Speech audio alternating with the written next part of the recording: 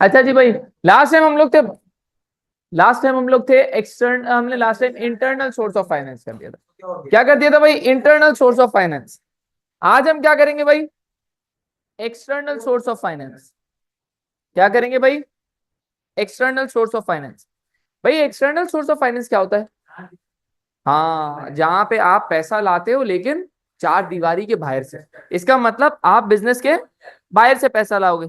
जी, वो लोन भी हो सकता है। ठीक है। हाँ, तो एक्सटर्नल फाइनेंस का मतलब है भाई जब बिजनेस बाहर से पैसा मांगने जाते हैं। किससे? बाहर से पैसा मांगने जाएगा। चाहे वो न्यू पार्टनर अरेंज कर सकता है, ठीक है, चाहे वो न्यू पार्टनर अरेंज कर सकता है। मतलब पहले बंदा सोल ट्रेडर होगा, किसी पार्टनर को लेकर आ गया कि भाई आ जाओ यार पार्टनर बन जाओ, बाहर से पैसा लाया ना। हाँ, अगर ओनर खुद ही पैसा लेकर आ जाता तो वो इंटरनल था। अगर दो पार्टनर थे, दोनों अपने घर से पैसा लेकर आ गए, इंटरनल।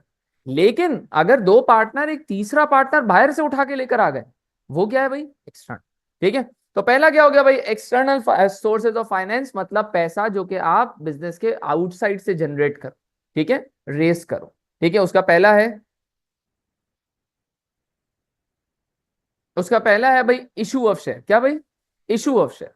शेयर इशू हो सकता है या इशू ऑफ शेयर। अब देखो, अब ये सिर्फ इशू ऑफ शेयर काम आता है किसके? सिर्फ काम आता है लिमिटेड कंपनी। सिर्फ काम आता है लिमिटेड कंपनी। लिमिटेड कंपनी कौन सी होती है भाई? प्राइवेट लिमिटेड या पब्लिक लिमिटेड कंपनी? अगर सवाल में आ जाता है कि ये बिजनेस सोल ट्रेडर या पार्टनरशिप है, क्या आ जाता है? सोल ट्रेडर या पार्टनरशिप है, क्या आ जाता है भाई? ये बिजनेस सोल ट्रेडर है या पार्टनरशिप है। और अगर आपने वहां पे लिख दिया इशू ऑफ शेयर, तो बेटा खुद ही पेपर फाड़ कर आ जाना। खुद ही पेपर फाड़ कर आ जाना। सोल ट्रेडर और पार्टनरशिप में इशू ऑफ शेयर नहीं आ सकता। शेयर के इशू ही नहीं कर सकते। शेयर इशू सिर्फ लिमिटेड कंपनी कर सकती है। अगर केस स्टडी में लिखा हुआ हो कि ये प्राइवेट लिमिटेड कंपनी है या पब्लिक लिमिटेड कंपनी है, तो आप बोल सकते हो कि इशू ऑफ शेयर हो सकता है। लेकिन अगर ऊपर लिखा हुआ है कि वो 10 साल से सोल ट्रेडर बिजनेस चला रहा है, बताओ फाइनेंस कैसे रेस करेगा? इशू ऑफ शेयर नहीं लिख सकते, गलत हो जाएगा। हाँ हाँ, इन्वेस्टर हो सकता है, बैंक लोन भी लिख सकते हैं, आगे पढ़ेंगे हम लोग पढ़े। हाँ बिल्कुल हो सकता है। ठीक है, बिल्कुल हो सकता है। तो सबसे पहला है भाई इशू ऑफ शेयर। ये सिर्फ किस आंसर में लिखोगे? जहां पे बिजनेस है लिमिटेड कंपनी, प्राइवेट हो जाए या पब्लिक हो जाए। प्राइवेट बेच सकता है एफएफआर को, फ्रेंड्स फैमिली रिलेटिव को। और वो बेच सकता है किसको भाई? पब्लिक लिमिटेड कंपनी किसी को, हाँ एवरीवन। ठीक है, किसी को भी बेच सकता है। अच्छा जी, तो इशू ऑफ शेयर का भाई एडवांटेज क्या है? ये परमानेंट सोर्स ऑफ कैपिटल है। क्या है? Permanent source of capital. Permanent source of capital क्या मतलब है? जैसे अभी ना मैं आपको बताऊं, एक कंपनी आई है जर के नाम से, मेरे ख्याल से ना जर के नाम से एक कंपनी आई है। ये वो एग का काम करती है, एग एक्सपोर्ट वाली बिजनेस है। ठीक है, वो पाकिस्तान में आई है, ऐसे कोई काम करती है। हाँ, एग एग से रिलेटेड कोई काम करती है, अंडों से रिलेटेड। वो क्या कर रही है? वो यहाँ पर आई है। अब उसको भाई प्लांट की जरूरत थी भाई, उसको कोई लैंड लेना है भाई, वहां पे वो चिकन ग्रो करेगा और फिर वो अंडे वगैरह बेचेगा और सब नहीं है, तो उसके पास पैसे नहीं है। उसके पास आधे पैसे हैं, आधे पैसे नहीं है। तो वो क्या कर रही है? आईपीओ। आईपीओ मतलब इनिशियल पब्लिक ऑफरिंग। इसका मतलब वो स्टॉक मार्केट में जा रही है और आवाम को बोल रही है कि यार हमें पैसा चाहिए, आपके पास पैसा है, ठीक है, और आप हमारे पास इन्वेस्ट करना चाहते हो। फिर उन्होंने अपनी हिस्ट्री बताई कि भाई हम इस मुल्क में काम कर चुके हैं, हमें इतना प्रॉफिट हुआ है, आज तक हमारी शेयर प्राइस इतने से थी, अब इतने पे बढ़ गई है, अब हम पाकिस्तान में पहली दफा आ रहे हैं, आपके पैसे से ये करेंगे, हमें उम्मीद है कि इतना प्रॉफिट हो जाएगा, ठीक है, इस इतने साल में इतना ग्रो कर जाएंगे, तो क्या आप हमें पैसे देना चाहते हो? ये आईपीओ होता है। क्या? Initial public offering. जब आप पहली दफा स्टॉक मार्केट में जाते हो और आवाम को बोलते हो कि यार हमें पैसा दे दो, हम फैक्ट्री लगाएंगे और आपको क्या बना लेंगे? ओनर। फॉर एग्जाम्पल समझो 50,000 रुपए मैंने इस कंपनी में डाल दिए, जर कंपनी में डाल दिए, ठीक है। अच्छा भाई, अब मुझे 6 महीने बाद या 1 साल बाद मुझे पैसों की जरूरत पड़ गई। मैंने कहा यार अब मुझे 50,000 रुपए चाहिए। तो मैंने जर कंपनी को फोन लगाया कि भाई मुझे 50,000 रुपए मेरे वापस दे दो। जर कंपनी क्या बोलेगी? भाई कौन से 50,000? 50,000 का हमने आपको ओनर बना दिया। हमने 50,000 का आपको ओनर बना दिया। अब जो प्रॉफिट होगा आपको 50,000 के हिसाब से मिलता रहेगा। 50,000 जितनी भी ओनरशिप बनती है उस हिसाब से आपको प्रॉफिट मिलता रहेगा। अगर कंपनी बड़ी हो जाएगी तो 50,000 की वर्थ भी बढ़ जाएगी, ठीक है। लेकिन हम आपको पैसे थोड़े देंगे। आप किसी और बंदे को ढूंढो जो आपकी ओनरशिप खरीदना चाहता है। फिर आप क्या करोगे? स्टॉक मार्केट में जाओगे, अपने ब्रोकर को फोन करोगे, अपने ब्रोकर को बोलोगे कि भाई मैंने जो शेयर खरीदे थे ना जर कंपनी के 50,000 के, ठीक है, समझो 1000 शेयर खरीदे थे मैंने, उसको क्या करो भाई, 50 रुपए में बेचो, या जितनी भी मार्केट चल रही है, 60 रुपीज में बेचो, 70 में बेचो, या फिर कंपनी ने बुरा परफॉर्म करा तो 40 रुपए में बेचो, जितनी भी मार्केट चल रही है। इसका मतलब क्या हुआ, कंपनी आपको कभी भी पैसे वापस नहीं करेगी। कंपनी के पास ये परमानेंट सोर्स ऑफ कैपिटल है। आप अगर कंपनी को फोन करके भी बोलोगे भाई मुझे पैसे वापस दो, कंपनी क्या बोलेगी, भाई आप तो ओनर हो, आपको अपनी ओनरशिप बेचनी है तो किसी और बंदे को बेचो भाई, हम आपको पैसे थोड़ी देंगे। क्लियर है? तो परमानेंट सोर्स ऑफ कैपिटल है। हाँ, हाँ, कंपनी अगर जैसे ना, अभी मैं आपको बताता हूं, एक टीआरजी कंपनी, कौन सी, टीआरजी। अब टीआरजी के ना शेयर मेरे अब्बू के पास थे, ठीक है, टीआरजी कंपनी के। अच्छा, अब उस दिन ना टीआरजी कंपनी से कॉल आई कि सर हम अपने ही शेयर बाय करना चाहते हैं। कंपनी को लगता है कि यार कंपनी बहुत ग्रो हो जाएगी, तो कंपनी कह रही है भाई अवाम के पास क्यों छोड़ू शेयर, हम खुद ही ले लेते हैं। तो टीआरजी कंपनी ने पहले तो शेयर इशू कर दिया। अब उनको एहसास हो रहा है कि यार हमारी कंपनी बहुत बढ़ सकती है, तो उन्होंने सब शेयर होल्डर को फोन करना स्टार्ट करा कि भाई हम चाहते हैं अपने शेयर बाय करना, तो आप प्लीज हमें बेच दोगे। तो ऐसे कंपनी खरीद नहीं सकती है, ठीक है। लेकिन कंपनी, अगर आप बोलते हो कि यार मुझे अपने शेयर वापस चाहिए, मुझे पैसे वापस दे दो, कंपनी बोलेगी नहीं भाई हमें नहीं चाहिए, आप किसी और को बेचो, किसी और को पकड़ो, स्टॉक मार्केट में लगा दो और बेच दो। सही बात समझ? तो ये मकसद क्या समझाने का, ये परमानेंट सोर्स ऑफ कैपिटल है। ये लोन की तरह आपको वापस नहीं करना, टेंशन नहीं लेनी। लोन पे तो टेंशन है ना, लोन वापस करना है, लाइबिलिटी है। ये कोई लाइबिलिटी नहीं है, परमानेंट सोर्स ऑफ कैपिटल है। एक दफा ले लिए, पकड़ लिए पैसे, खत्म, भूल जाओ, अब देने थोड़ी है। अब आप इन्वेस्ट करो, फैक्ट्री को बड़ा कर लो। बात समझ में आ गई? क्लियर है? दूसरा फायदा क्या है, लोन पे क्या देना पड़ता है आपको, इंटरेस्ट। यहां पे तो उसको आपने ओनर बना दिया, प्रॉफिट होगा तो प्रॉफिट डिस्ट्रीब्यूट करोगे ना, अगर लॉस हो रहा है तो प्रॉफिट बांटना पड़ेगा। ओनर को क्या बांटना पड़ता है, प्रॉफिट।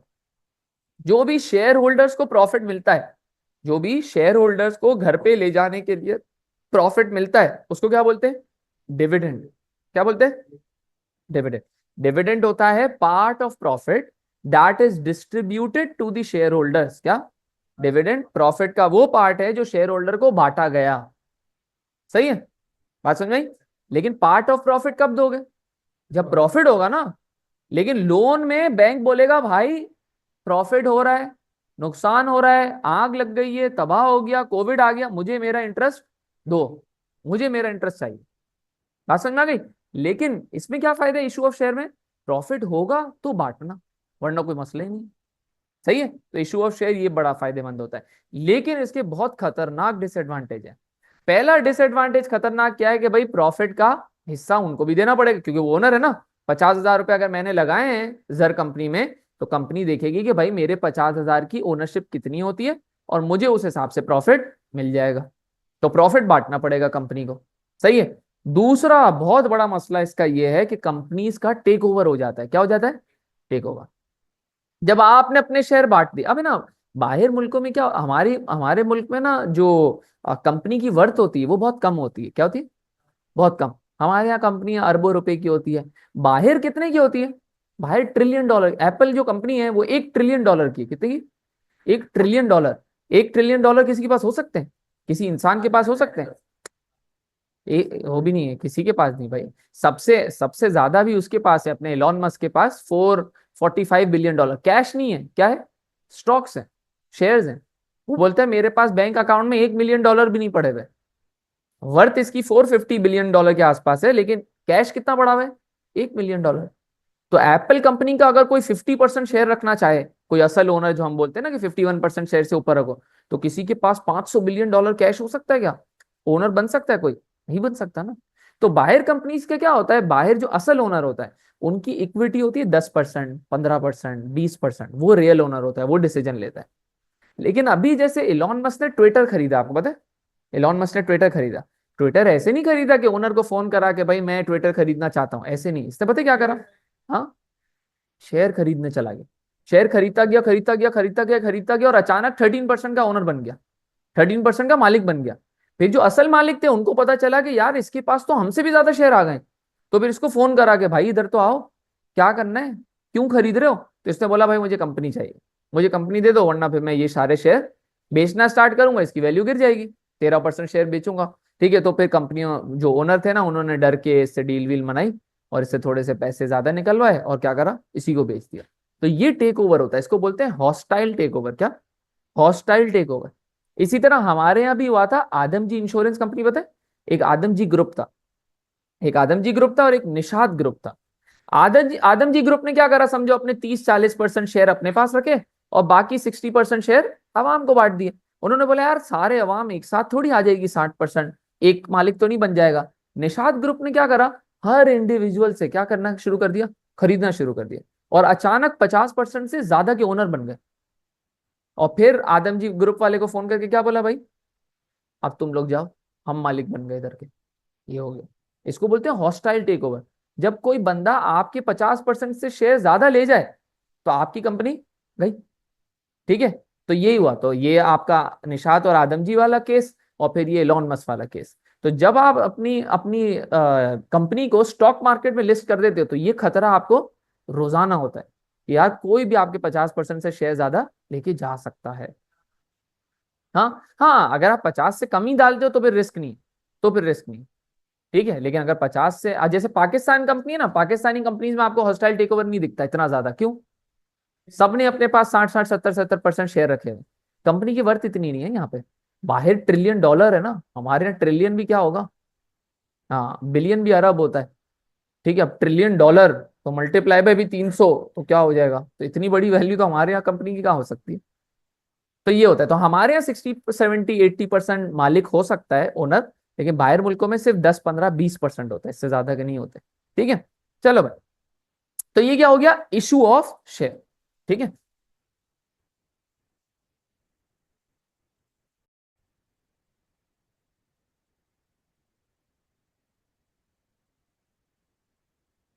अच्छा, अब आ जाते हैं भाई किस पे, एक पढ़ते हैं डेट फैक्टरिंग, फिर हम लोग बैंक लोन पे आते हैं। अब पढ़ते हैं भाई, ये बड़ी मजेदार कहानी है, गौर से सुनो। अब दूसरा है क्या भाई, एक्सटर्नल सोर्स ऑफ फाइनेंस। क्या? पढ़ो, डेट फैक्टरिंग। क्या? Debt factoring. अच्छा, डेट फैक्टरिंग का मतलब क्या होता है? हाँ, नहीं नहीं, हाँ डेट फैक्टरिंग। डेट फैक्टरिंग का मतलब होता है कि आप अपना उधार किसी को बेच देते हो। क्या? हाँ, दोबारा बोलो, आप लोग रिपीट करो। आप अपना उधार किसी को बेच देते हो। समझाता हूँ, समझाता हूँ। ठीक है, यहाँ पे अब आए गए एंट्री वसूली वाली कंपनी की। ठीक है, अभी समझाता हूँ सारे। ये है भाई हसनैन, हसनैन है ना। ठीक है, हसनैन की समझो भाई मंथली फीस है 20,000 रुपए। ठीक है, हसनैन की मंथली फीस है 20,000। सही है, हसनैन समझो भाई एक महीना फीस नहीं दी इसने। ठीक है, मैंने कहा भाई हसनैन फीस दे दो, फीस दे दो। इसने बोला सर कहाँ भागूंगा, कहाँ भागूंगा, टेंशन क्यों लेते हो। सही है, इसी में टेंशन लेते लेते ही दूसरा महीना आ गया। अब ये मुझे कितने पैसे देगा, 40,000। सही है, अभी भी कह रहे सर आप मेरे ऊपर भरोसा नहीं है, कितने टाइम से पढ़ता हूं। तो मैंने कहा चलो यार मान लेते हैं। और ये इसी बात में क्या आ गया, तीसरा महीना।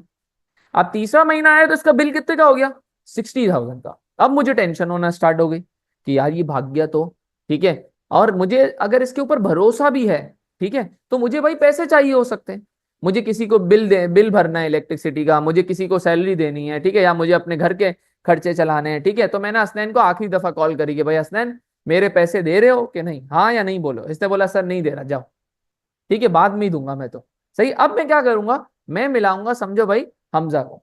हमजा है समझो भाई वसूली वाली कंपनी। कौन? वसूली वाली कंपनी। वो आपने देखा होगा मूवी में, वो होते हैं थोड़े हेल्दी मुस्टंडे वाले लोग नहीं होते, वो आपके घर में आते हैं। वो फिर हेरा फेरी में भी आता था, वो एक बड़ा सा बंदा, वो देखा आपने?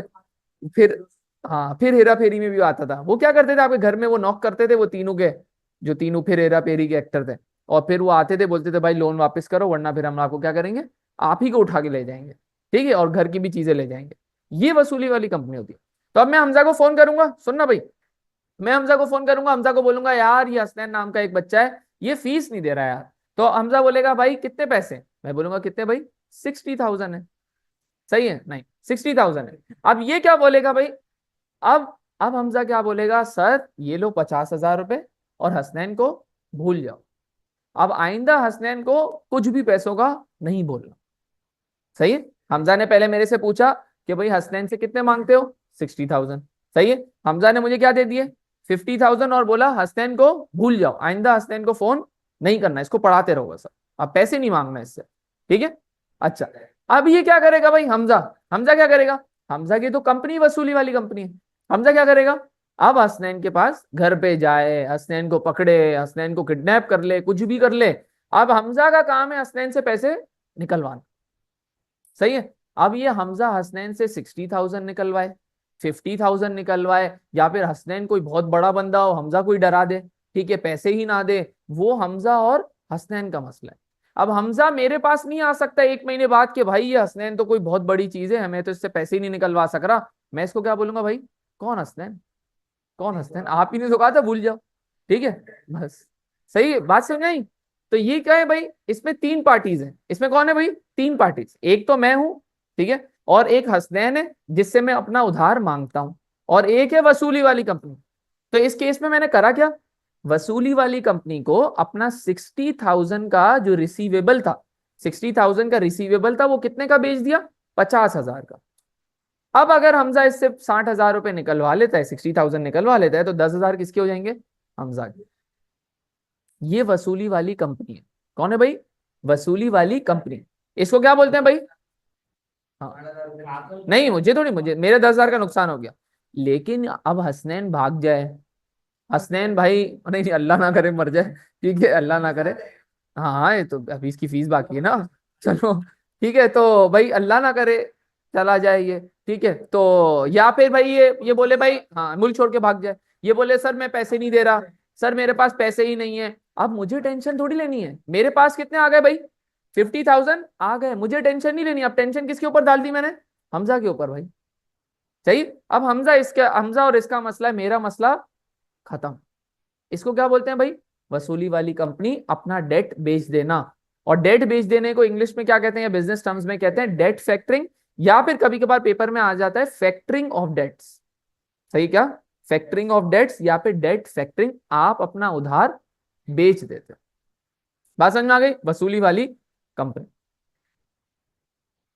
अब एडवांटेजेस क्या है भाई, मुझे क्या फायदा हुआ यहाँ पे, फौरन पैसे मिल गए ना भाई, हमजा ने बोला 60,000 मांगते हो, ये लो 50,000, जाओ भूल जाओ।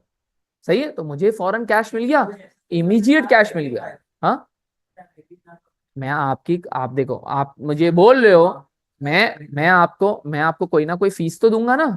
हाँ, थोड़ा ये हो सकता है कि यार 50 नहीं 52 दे दो ना, 54 दे दो ना, 53 दे दो, वो हो सकता है एग्रीमेंट, लेकिन वो तो नहीं हो सकता ना कि मैं आपको बोलूं भाई पूरे निकलवा दो, तो आपके क्या काम, 10,000 रुपये हो गए ना इसके, भाग जाए कुछ भी हो जाए, इसका काम है, इसका काम है, 10,000 रुपये इसके, बस।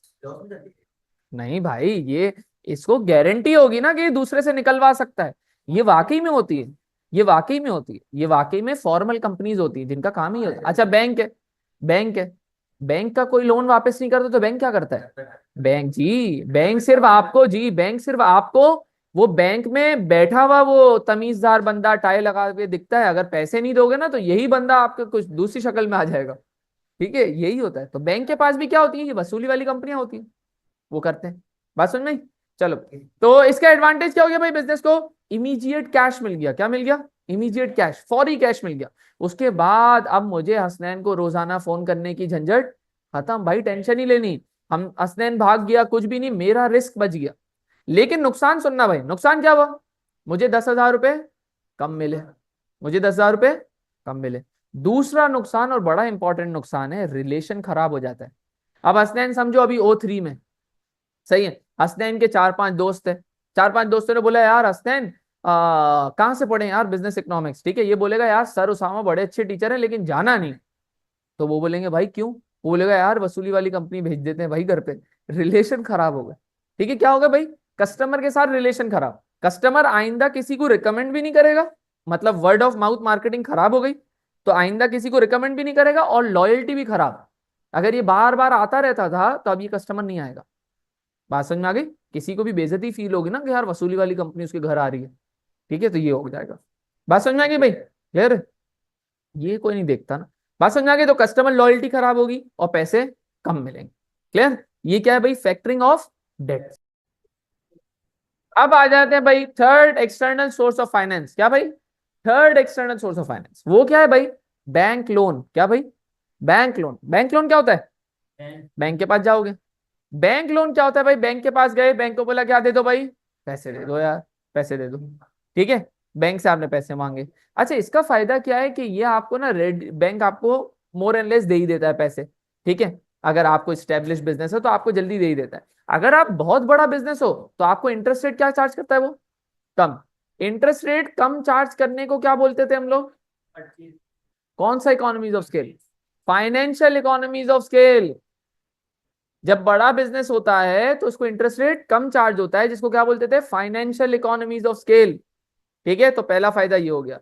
दूसरा फायदा ये वेरिंग लेंथ का हो सकता है। किसने का, वेरिंग लेंथ का। वेरिंग लेंथ का मतलब क्या है, आपको 1 साल का लोन चाहिए, आपको 2 साल का लोन चाहिए, 3 का, 4 का, 5 का, 6 का, 7 का, 8 का, आपकी मर्जी।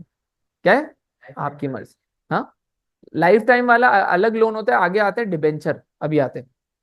लाइफ टाइम वाला नहीं, लेकिन लाइफ टाइम वाला नहीं, थोड़ा सा बहुत बड़ा लोन होता है 20-25 साल का, अभी आते हैं उस पर।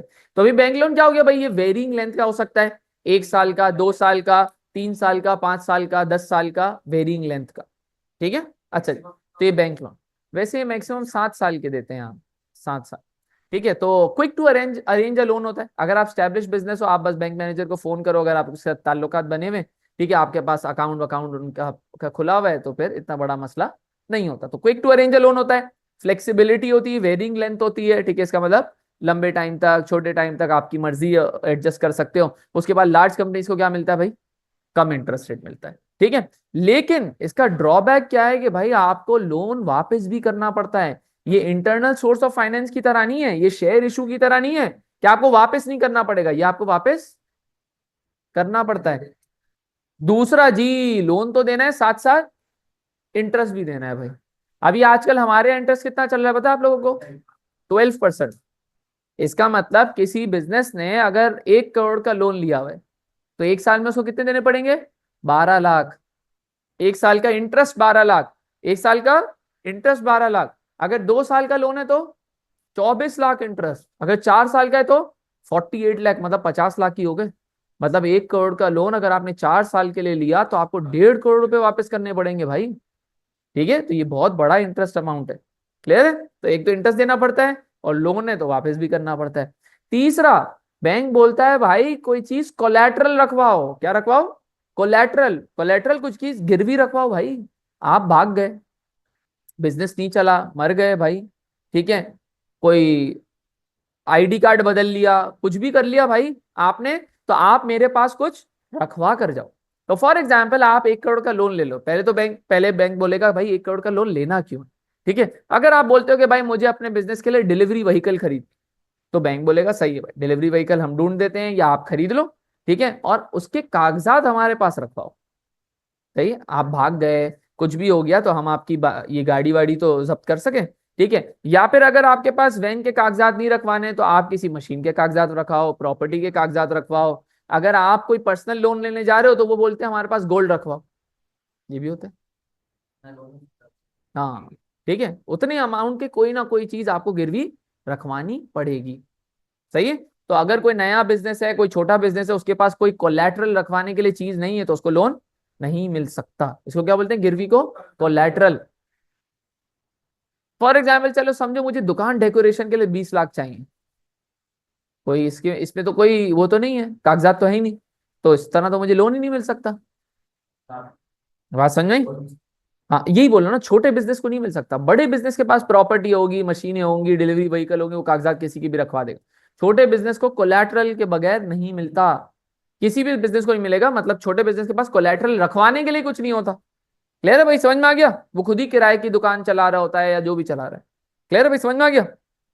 तो ये क्या होता है भाई, बैंक लोन।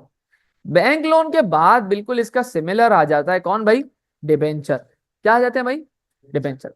अच्छा, डिबेंचर क्या होते हैं, ये होते हैं 15 साल, 20 साल, 25 साल के लोन। कितने साल के, 15 जी, 20-25 साल।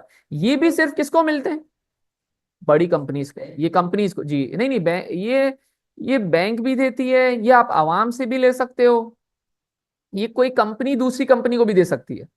सही है। तो ये बहुत सारे इसके टाइप्स होते हैं डिबेंचर के, ठीक है। तो डिबेंचर क्या होता है, इन शॉर्ट से हम समझने के लिए, 15-20-25 साल का लोन। सही है। ये सिर्फ किसको मिलेगा, बड़ी कंपनी को, ठीक है, लिमिटेड कंपनी को। अगर आपने कहीं लिख दिया कि ये सोल ट्रेडर और पार्टनरशिप आ रहा है, और अगर हुसैन लिख दिया बेटा डिबेंचर, 20-25 साल तक तो वो स्मॉल बिजनेस नहीं चल सकता, वो लोन कहाँ से देगा कब बैंक उसको? हाँ, वो लिमिटेड कंपनी को क्यों देता है 20-25 साल का लोन? क्योंकि लिमिटेड कंपनी ओनर के मरने के बाद भी चलती रहती है ना, सेपरेट लीगल आइडेंटिटी होती है, कंटिन्यूटी ऑफ एग्जिस्टेंस होता है, ठीक है, तो वो चलती रहती है। बात समझ में आ गई? क्लियर है? इसीलिए सोल ट्रेडर और पार्टनरशिप को नहीं मिलता इतना बड़ा लोन, क्योंकि सोल ट्रेडर और पार्टनरशिप 20-25 साल तक नहीं चल सकते, इतना हाईली अनलाइकली होता है, ठीक है। क्यों? क्योंकि ओनर मर जाता है या कोई पार्टनर मर सकता है, ठीक है। तो सिर्फ ये किसको मिलता है भाई? लिमिटेड कंपनीज को। क्लियर है भाई? चलो, इसका फायदा की भी क्या है, अगर आपको कोई बड़ी फैक्ट्री लगानी है, ठीक है, कोई बहुत बड़ा प्लांट लगाना है, कोई बहुत बड़ी एक्सपेंशन करनी है, तो आप ये वाला सोर्स यूज कर सकते हो। अगर पेपर में आ गया कि बिजनेस को एक मशीन खरीदनी है, बिजनेस को एक मशीन खरीदनी है, और आपने उसमें लिख दिया कि बिजनेस डिबेंचर कर ले, तो भाई मशीन खरीदने के लिए 25 साल का क्या लोन लेना है? ये गलत है। सही है? समझ रहे हो? देखो, हर चीज के लिए डिफरेंट सोर्सेज यूज होंगे। ये नहीं लिख सकते कि मशीन के लिए 25 साल का लोन ले लो, इन्वेंट्री के लिए पैसा चाहिए, आप कह रहे हो 25 साल का लोन ले लो, गलत, गलत हो जाएगा। आप ऐसा आर्ग्यू नहीं कर सकते कि ये तो एक्सटर्नल सोर्स ऑफ फाइनेंस लिखा हुआ था। भाई पर्पस तो देखो, पर्पस क्या है, किस लिए चाहिए लोन, किस लिए चाहिए लोन, वो भी जरूरी। ठीक है, तो पहला क्या हो गया भाई? तो डिबेंचर का मतलब क्या हो गया? बहुत बड़ी कोई एक्सपेंशन करनी है उसके लिए यूज हो सकता है, लेकिन इसका भी डिसएडवांटेज क्या है? इंटरेस्ट आपको इसमें भी देना पड़ता है। नहीं नहीं, इसका इंटरेस्ट सेम ही होगा या फिर थोड़ा सा ऊपर नीचे होता है, क्योंकि 25 साल का टाइम है ना, तो ऊपर का ही होता है, फिर फोरकास्ट कैसी है उसके हिसाब से रखा जाता है। चलो भाई, फिर हमने कर लिया डेट फैक्टरिंग। तो पहला हमने क्या करा भाई? पहला हमने क्या करा? Issue of share. फिर हमने क्या करा? Bank loan. फिर हमने क्या करा? डिबेंचर। फिर हमने करा डेट फैक्टरिंग। ठीक है, अब हम लोग आ जाते हैं भाई ग्रांट्स और सब्सिडीज पे। ये क्या होता है भाई? गवर्नमेंट आती है, गवर्नमेंट बोलती है कि भाई हम क्या करेंगे, आपको पैसा देते हैं। अच्छा, ग्रांट और सब्सिडी में छोटा सा डिफरेंस है। ग्रांट और सब्सिडी में डिफरेंस पता है क्या होता है? नहीं नहीं नहीं नहीं, सब्सिडी क्या होता है? सब्सिडी क्या होता है? वो तो ग्रांट है, गवर्नमेंट। नहीं, वो तो ग्रांट है, सब्सिडी क्या है? ये तो ग्रांट है। हाँ, गुड। हाँ, गुड, गुड। ग्रांट का मतलब होता है, पहला ग्रांट का मतलब होता है कि गवर्नमेंट आती है, आपको बोलती है भाई, जैसे नेस्ले कंपनी को बोलेगी, नेस्ले कंपनी को बोलेगी भाई ये लो 2 करोड़ रुपए, आप है ना इस गांव में जाके प्लांट लगा लो। क्या करो? इस गांव में जाके प्लांट लगा लो। इसका मतलब गवर्नमेंट क्या कर रही है? गवर्नमेंट आपको पैसे दे रही है और अपने साथ शर्त रख रही है। समझो, नेस्ले कंपनी सोच रही थी कि यार कहाँ प्लांट खोले, कहाँ प्लांट खोले, कहाँ प्लांट खोले। गवर्नमेंट आएगी, बोलेगी भाई 2 करोड़ रुपए हम लोग देते हैं, जहां भी आप प्लांट खोल लेते हैं अपनी लोकेशन चेंज करके इस गांव पे लगा दो। क्यों? ऐसा भी हो सकता है ना, वहां पे एम्प्लॉयमेंट बढ़ेगी, वहां पे डेवलपमेंट नहीं होगी, तो गवर्नमेंट चाह रही होगी कि यार उस गांव को भी क्या मिले, कोई फेवर मिले, तो गवर्नमेंट एम्प्लॉयमेंट मिले, ठीक है, सारी चीजें हो जाए, वहां पे रोड बन जाए, वहां पे इलेक्ट्रिसिटी आ जाए, वहां पे गैस पानी की सप्लाईज आ जाए, क्योंकि बड़ी कंपनी आएगी तो वो सारे इंफ्रास्ट्रक्चर वगैरह बना लेती है इधर उधर का, एम्प्लॉयमेंट मिलेगी, तो ये वाला हो। तो इसका मतलब क्या हो गया भाई? बड़ी कंपनी को गवर्नमेंट ग्रांट देगी। ग्रांट किसके साथ होता है? शर्त के साथ। तो वन टाइम पेमेंट है, वन टाइम पेमेंट है, और किसी कंडीशन के साथ है, किसी कंडीशन के साथ है। फ्री है ना, ये वापस नहीं करना, वापस नहीं करना। दूसरा होता है वर्ड सब्सिडी। क्या होता है? सब्सिडी। सब्सिडी किया दिया जाता है, हमने इकोनॉमिक्स में भी पढ़ा है, सब्सिडी दी जाती है पर यूनिट। सब्सिडी दी जाती है पर यूनिट। कि गवर्नमेंट फॉर एग्जांपल मुसानिज एकेडमी आए और बोले भाई पर बच्चा फीस कितनी चल रही है, हमने बोला चलो समझो 20,000। गवर्नमेंट बोलेगी सही है भाई, 20,000 बहुत ज्यादा है, हमें लगता है कि ओ लेवल सबके लिए अफोर्डेबल होना चाहिए, ठीक है, और तो आप अपनी फीस गिरा के कर दो भाई 15,000। मैं गवर्नमेंट को बोलूंगा भाई क्यों कर दूं 15,000, ठीक है। गवर्नमेंट बोलेगी भाई टेंशन नहीं लो, 5,000 रुपए हम आपको देंगे पर बच्चा, आप बता देना कितने बच्चे आए, हम आपको 5-5 हजार रुपए पर बच्चे के हिसाब से दे देंगे, टेंशन नहीं लो। गवर्नमेंट आती है चेक करने के लिए, बिल विल पहुंचाएगी सब,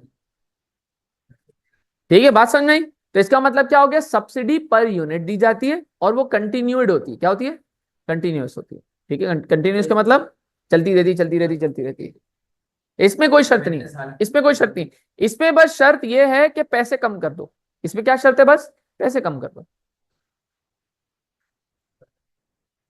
वो गवर्नमेंट के ऊपर है ना, गवर्नमेंट कब बंद कर दे कब चला जाए वो नहीं।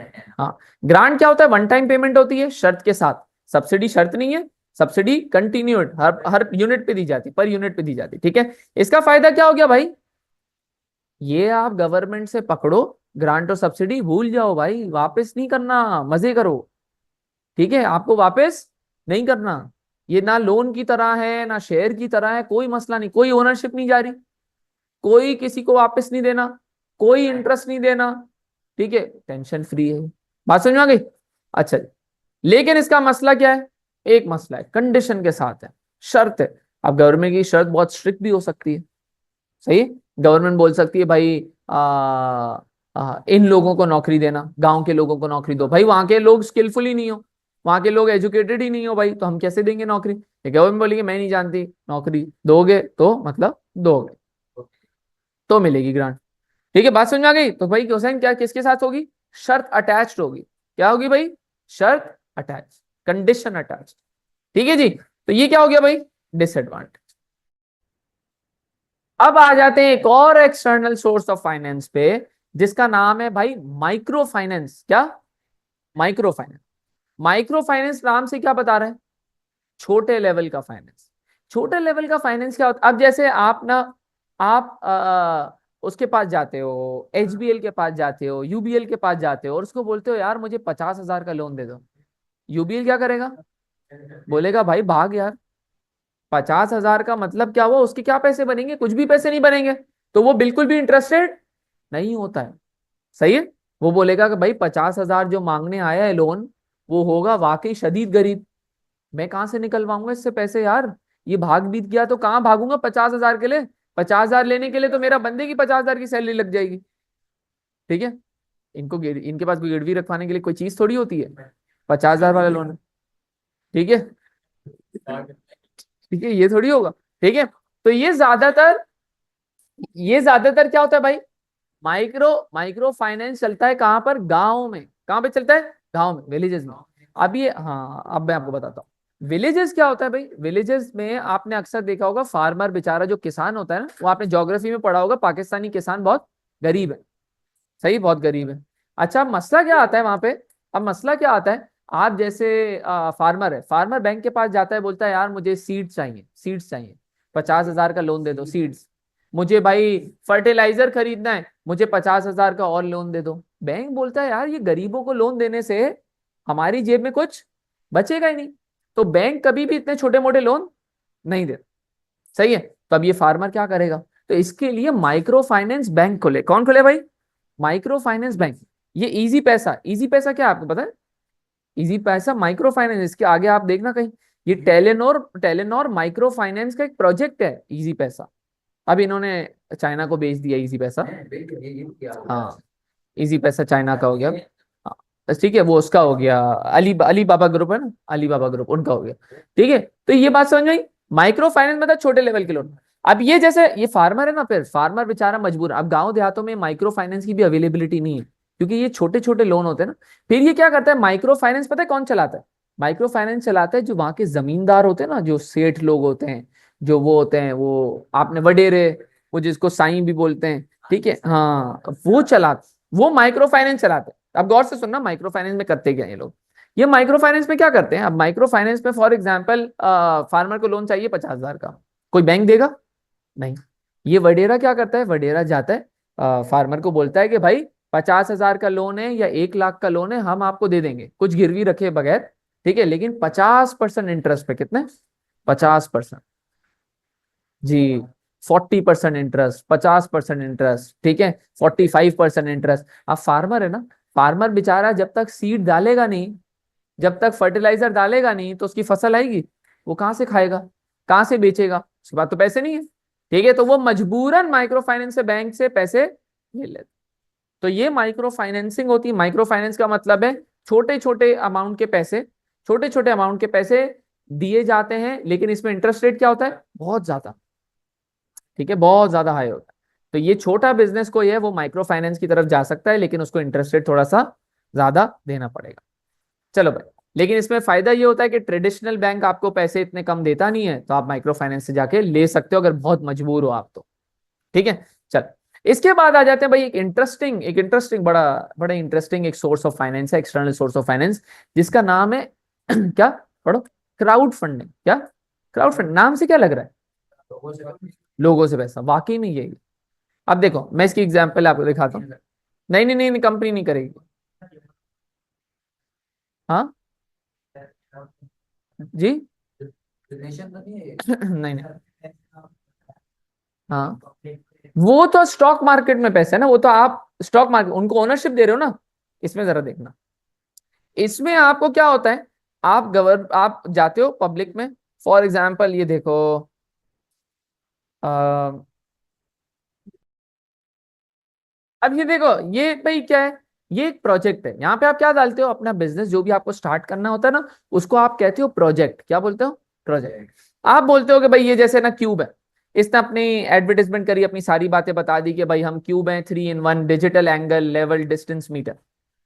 मतलब देखो ऊपर, ठीक है, ये डिजिटल एंगल मतलब ये वो आपके उसमें काम आ सकता है, कहाँ पे, वो इंजीनियरिंग वाली साइड पे, जिसको हाँ कंस्ट्रक्शन या फर्नीचर या फिर किसी को घर बनाना है उसके लिए काम आ सकता है, कि ये एंगल भी मेजर कर लेता है, लेवल भी मेजर कर लेता है और डिस्टेंस मीटर भी मेजर कर लेता है। ठीक है, अब आपने अपने पूरे बिजनेस का आइडिया बताया, और फिर आपने बताया कि भाई मैं ये बिजनेस स्टार्ट करना चाहता हूँ, ये है। ठीक है, हमारे पास जी, ये आप सिर्फ क्या कर रहे हो, चाहता हूँ, अपनी विलिंगनेस बता रहे हो, सारा तैयार करके बताया, लेकिन बोलोगे यार मेरे पास पैसे नहीं, मेरे पास पैसे नहीं। क्या आप लोग मुझे सपोर्ट करोगे? क्या आप लोग मुझे सपोर्ट करोगे? तो ये देखो, ये देखो, इसका सिर्फ गोल था, देखना भाई, इसका सिर्फ गोल था, इसको सिर्फ चाहिए थे $5,000। सिर्फ कितने चाहिए थे? $5,000, मतलब इसको सिर्फ 15 लाख रुपए चाहिए थे। लेकिन लोगों ने इसको कितने दे दिए? 1,183, मतलब $1,83,000। $183,000 इसको क्या दे दिए लोगों ने? फंड कर दिया। क्या कर दिया भाई? फंड कर दिया। लोगों ने बोला भाई हमें आपका आइडिया बहुत अच्छा लगा, हम आपको सपोर्ट करना चाहते हैं, ये लो हमारी तरफ से $1,000, ये लो हमारी तरफ से $2,000, ये लो हमारी तरफ से $5,000। इन रिटर्न कुछ नहीं है, सिर्फ सपोर्ट है। ये क्राउड फंडिंग। ये आप बोल लो, ये हो, ये आप बोल सकते हो, डिजिटल भीख बोल सकते हो। ठीक है, ये आप, हाँ, ये आप, हाँ, ये भीख का इंग्लिश वर्ड बोल सकते हो आप। ठीक है, किक स्टार्टर यूज है। लेकिन देखो इसमें देखो ये है, ये वाकई है। आपके पास भी कोई बेहतरीन आपके पास भी कोई बेहतरीन आइडिया है, आपके पास भी कोई बेहतरीन आइडिया है, कोई बेहतरीन स्टोरी है, तो आप यहाँ पे जाके पिच कर सकते हैं। क्या बनेगा? अच्छा, ये देखो, आप इनको वादा करोगे, ठीक है, इनको वादा करोगे कि भाई आप लोग मुझे सपोर्ट करोगे, मैं आप लोगों को सारों को दिखाऊंगा सारे प्रोसेस के, कैसे कैसे मैं ये प्रोडक्ट बना रहा हूँ, सारा सेल्स का आपको सारी प्रोग्रेस आप लोगों के साथ शेयर करूंगा। ठीक है, अब ये किक स्टार्टर वाले भी देखेंगे कि आप क्या स्टार्ट कर रहे हो, या आपके पूरे पैसे एक साथ भी नहीं देंगे, छोटे छोटे अमाउंट में देते रहेंगे। ठीक है, ये सारा होगा, तो पूरा प्रोसीजर होता है। लेकिन इसमें फ्रॉड भी हो सकता है, बिल्कुल। ठीक है, लेकिन आपकी जरूरी क्या है, कहानी, कहानी और कैसे डिस्प्ले कर रही हो। ये देखो एडी कैसी है, ये देखो एडी कैसी है, बेहतरीन दिख रही है ना, बेहतरीन दिख रही है। ठीक है, अब ये देखो सारी चीजें लिखी हुई अब ये सारी चीजें लिखी हुई है भाई, हम शिपमेंट गारंटीड है, सिंस 2016 है, हम लोग काम कर रहे हैं इसके पीछे, और ये सब, ये देखो सारी चीजें, वीडियो वगैरह सब बना के दी हुई है, अच्छी एनिमेशन वगैरह है। ठीक है, तो ये बता रहे हैं हम, हाईलाइट हमारा प्रोडक्ट कैसा है, ठीक है, ये किस किस काम आएगा। ठीक है, ये सारी चीजें कर दी है, देखो परेशानी को सॉल्व कर रहे हैं, देखो ये क्या, लोगों की परेशानी को सॉल्व कर रहे हैं, ये सारी चीजों को कर रहे हैं, ये सारी चीजें आपने कर दी। बात समझ में आई? तो ये हो। अब देखो यहाँ पे कोई पैसे देना चाहता है, ये देखो पैसे देना चाहता है, ये रहा, make a pledge without a reward. Make a pledge without a reward, देखो लिखा हुआ है, प्लेज मतलब ऐसे ही हमें पैसा दे दो, कोई रिवॉर्ड नहीं मिलेगा। बात समझ में आ गया? क्लियर है भाई? ठीक है, हाँ, ये आप देखो, अगर आप डोनेट कर लेते हो, अगर डोनेट तो नहीं, मतलब पैसे दे देते हो इनको, ठीक है, तो ये देखो, ये आपको बोलते हैं हम 89 का जो ये प्रोडक्ट है, हम आपको 59 का भी दे देंगे, हम आपको ये सर्विसेज दे सकते हैं, लेकिन आप हमें सपोर्ट कर, हाँ, बिल्कुल बिल्कुल बिल्कुल बिल्कुल, हम आपको ये ऑफ दे सकते हैं और ये सारी चीजें दे। नहीं देखो, ये देखो, नहीं नहीं नहीं, हाँ, बिल्कुल बिल्कुल, ये देखो, $1 प्लेज करके $30 का डिस्काउंट लेने वालों के लिए इन्होंने पहले से सोच लिया, बोला भाई अगर ये ऑफर चाहिए तो $59 की मतलब अगर आपको ये ऑफर चाहिए, डिस्काउंट डिस्काउंट चाहिए, तो $59 जो आप हमें दोगे ना, वो हम आपको डिस्काउंट में छोड़ देंगे, आप हमें डोनेट डोनेट कर दो। 15।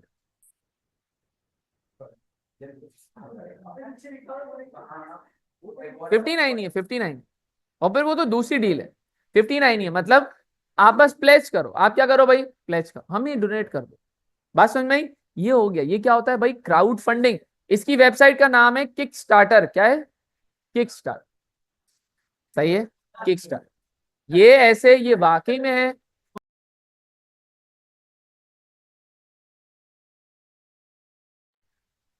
तो ये किक स्टार्टर है। आपके पास भी कोई आइडिया है, आप जाके आज यूट्यूब पे जाके देख सकते हो कि यार किक स्टार्टर पे हम अपना प्रोजेक्ट कैसे लगाते हैं। ठीक है, कैसे चांसेस होते हैं कि हमें पैसे ज्यादा मिलेंगे। ठीक है, कैसे चांसेस होते हैं कि हमें पैसे नहीं मिलेंगे, तो हम ऐसी चीज ना करें। आपके पास कोई भी आइडिया है, पैसों की कमी है, आप यहाँ पे जा सकते हो। लेकिन इसमें जरूरी क्या है, कहानी। कहानी में कोई इमोशनल टच होना चाहिए ताकि लोग आपको पैसे दे, कि भाई आप गरीब गांव से हो, भाई ऐसा कुछ कुछ ऐसा होना चाहिए। देखो ऐसा नहीं है कि ये देखो, ये ऐसा नहीं है, ये ऐसा नहीं है कि सिर्फ एक बंदे को मिला हो, ये ऐसा नहीं है कि सिर्फ एक बंदे को मिला हो। ये देखो, इसमें आज तक 2,76,000, मतलब हाँ, 276,524 बिजनेसेस इससे स्टार्ट हुए हैं। ठीक है, और स्टार्ट हुए, फंड हुए। ठीक है, और देखो इतने सारे पैसे डोनेट करे गए, मतलब प्लेज करे गए, रेस करे गए। बात समझ में आई? ठीक है, तो ये देखो ये, और इतने लोगों ने प्लेज करा है, इतने लोगों ने पैसे दी, तो इसका मतलब ये कोई फ्रॉड नहीं है। ये कोई ऐसे नहीं है कि मैं आपको ऐसे ही बता रहा हूँ, इसमें आप लोग भी कर सकते हो। लेकिन आइडिया क्या होना चाहिए, ऐसा ही प्रेजेंटेबल होना चाहिए, ऐसी चीज। हाँ, सक्सीड ये रहा ना, 276 फंडेड ना। ठीक है, ये भी हो सकता है अगर हम अपनी मुसानी एकेडमी का लगा देंगे भाई। हम लोग ना गांव के बच्चों में, क्योंकि पाकिस्तान, देखो हम ऐसा हो सकता है, पाकिस्तान का लिटरेसी रेट बहुत कम है, क्योंकि हमारे यहाँ पैसे नहीं है लोगों के पास। ठीक है, गांव वगैरह में भी पैसे नहीं है, जिसकी वजह से हम क्या करना चाहते हैं भाई, हम ऑनलाइन क्लासेस देना चाहते हैं। हम कोई ऐप बना देंगे, ठीक है, छोटा सा, जो छोटे मोबाइल में भी चल सकता है, कोई छोटे इंटरनेट में भी चल सकता है। ठीक है, ये मोबाइल तो सबके पास होता है ना। ठीक है, तो ये क्या हो गया, तो हम भी ऐसे कर सकते हैं, ये भी हो सकता है। बस आपको कोई स्टोरी चाहिए, कोई सोशल कॉज होना चाहिए, तो ज्यादा चांसेस होते हैं कि आपको पैसे मिल जाए। बात समझ में आ गई भाई? ये क्या है, किक स्टार्टर। और ये हमारा एक्सटर्नल सोर्स ऑफ फाइनेंस का आखिरी हो गया। फिर हम नेक्स्ट क्लास में क्या पढ़ेंगे भाई, शॉर्ट टर्म फाइनेंस और लॉन्ग टर्म फाइनेंस। ठीक है, फिर इंशाल्लाह नेक्स्ट क्लास में मिलते हैं। अल्लाह हाफिज़।